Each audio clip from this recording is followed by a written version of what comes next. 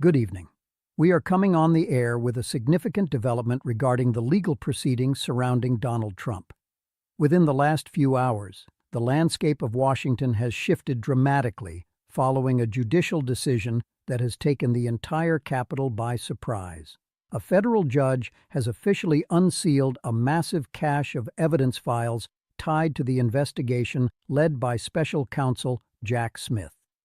These are documents that were previously locked away, kept from public view under strict seal. But that seal has been broken. The release of these files, specifically regarding the indictment involving classified documents, has triggered an immediate and volatile reaction across the political spectrum. What we are witnessing right now is not the typical slow burn of a Washington investigation. We are seeing an acceleration that is almost unheard of in modern political history. Within 24 hours of this evidence becoming public, members of Congress have moved beyond calls for inquiry or impeachment and are now openly using the word arrest. To understand why the reaction has been this severe, we have to look at the mechanics of what just happened. The Department of Justice had been preparing for a controlled release of reports to Congress. That was the plan, a bureaucratic, methodical handover. However, the federal judge overseeing the timeline effectively overruled that pace, deciding that transparency could not wait. The result was not a slow leak, but a deluge of information that has forced legislators from both parties to confront the findings immediately. Let's dig into the substance of these unsealed files, because understanding the specific charges is the only way to understand the panic we are seeing on Capitol Hill. The indictment mentioned in these documents is not a vague list of grievances. It is a granular 38-count federal indictment. 37 of those counts specifically target Donald Trump. The headline charge here is the willful retention of national defense information. Now, in the world of legal reporting, we often throw these terms around, but I want to take a moment to explain exactly what that phrase means, because the specific words matter immensely. Retention simply means keeping something, but the word willful is the legal pivot point. It implies that the act wasn't an accident.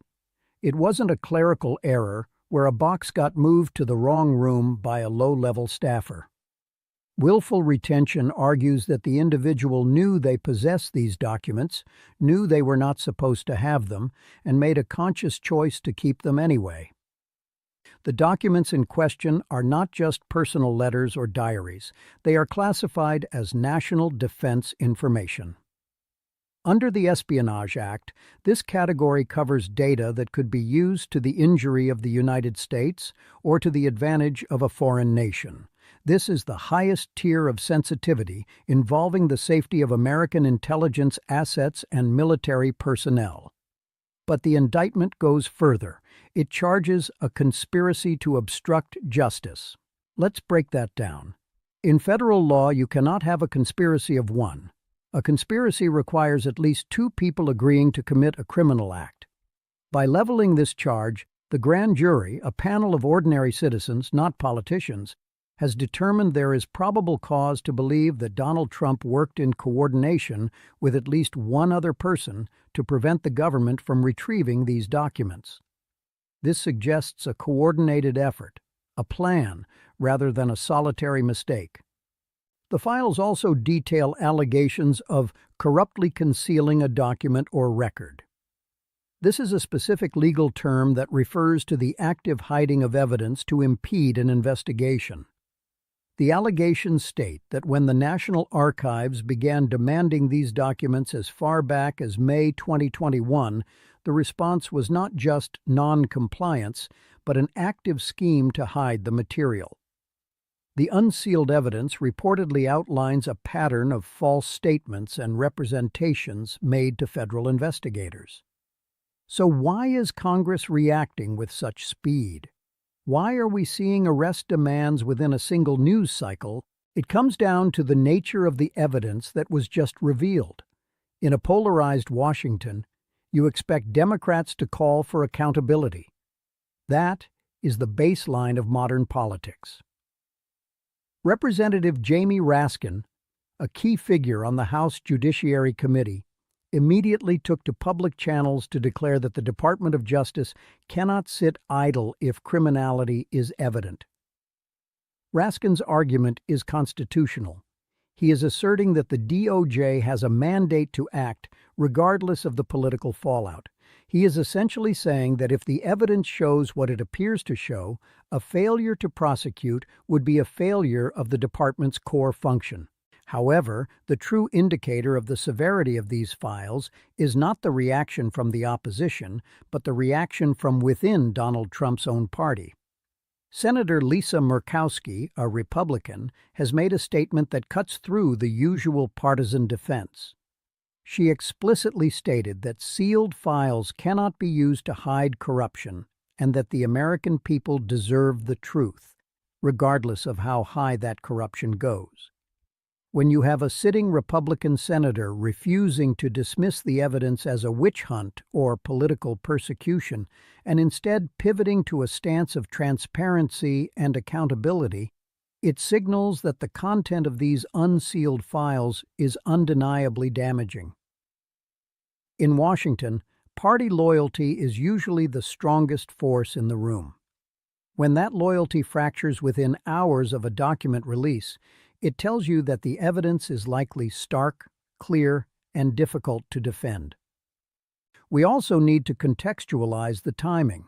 We are discussing these events in January 2025. Donald Trump is currently serving his second term as president. This is not a retrospective investigation into a retired politician. This is a live crisis involving the sitting commander-in-chief. The administration is currently attempting to push forward a robust agenda involving economic policy, immigration reform, and international relations. This unsealing detonates a political landmine right in the middle of that governance. It creates a scenario of political paralysis. This occurs when the executive branch becomes so consumed by legal defense and scandal management that it loses the bandwidth to govern. Every press briefing, every diplomatic meeting, and every legislative negotiation is now overshadowed by the contents of these files. Congress is asking, how can the administration focus on infrastructure or tax codes when the president is facing calls for arrest based on unsealed federal evidence? The sheer weight of the scandal sucks the oxygen out of the room. It forces allies to distance themselves to avoid collateral damage, and it emboldens opponents to halt all cooperation. Let's look deeper at the grand jury aspect mentioned in the reports. It is crucial to remember that this indictment was not handed down by Joe Biden, nor by the media, nor by Congress. It was voted on by a grand jury in the Southern District of Florida. This means a group of regular citizens looked at the evidence presented by Special Counsel Jack Smith and voted that crimes had likely been committed. This distinction is vital because it strips away the argument that this is purely a creation of Washington insiders. The bedrock principle of the Department of Justice, as cited in the special report, is adherence to the rule of law. The argument being made by the unsealing of these documents is that no individual, not even the President of the United States, is exempt from the statutes that protect national security. The unsealed files also reportedly connect dots that were previously isolated. We are seeing threads that tie the handling of these documents to broader investigations, potentially including the events surrounding January 6th. When investigators look at intent and motive, they look for patterns. The unsealed evidence suggests that the retention of these documents might not have been an isolated event, but part of a larger operational method within the Trump organization. Now, we must analyze the specific claim of false statements. This is often the charge that traps high-profile figures. It is the cover-up, historically, that causes more legal jeopardy than the crime itself. The indictment alleges that federal investigators were lied to. In a federal investigation, lying to an agent is a felony in itself. If the unsealed evidence contains proof, recordings, emails, or witness testimony that Donald Trump or his associates knowingly misled the FBI, that is a black and white legal issue that is very difficult to spin politically. So, where do we go from here? The unsealing of these files has created a perfect storm. You have a judiciary that is forcing transparency. You have a Congress that is reacting with shock and demands for immediate action. And you have a Justice Department that is now under immense pressure to move forward with the case, despite the complexities of prosecuting a sitting president. The demands for arrest are significant because they bypass the usual political remedy of impeachment. Impeachment is a political process. Arrest is a criminal one. By using that specific language, members of Congress are signaling that they view this as a criminal matter, not just a political violation. For the Trump administration, the strategy of delaying and sealing information has hit a wall. The strategy was always to keep the details murky, to argue about process rather than substance. But now, the substance is out. The public can read the charges. They can read about the demands from the National Archives.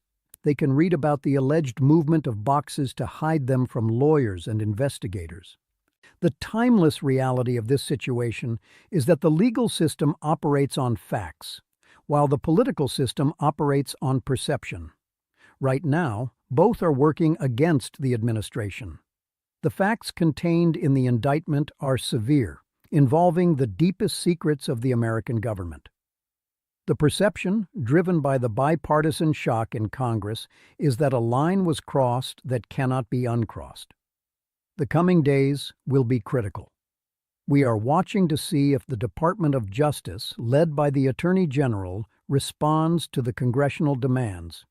We are watching to see if the leadership of the Republican Party rallies around Donald Trump, or if the cracks shown by Senator Murkowski widen into a split. This is not just another headline. This is a stress test for the American constitutional system. Can the government function when the head of the executive branch is accused by a grand jury of endangering national security? Can Congress hold a president accountable during a term? These are the questions that are no longer theoretical. They are being asked right now, in real time, on the floor of the House and Senate.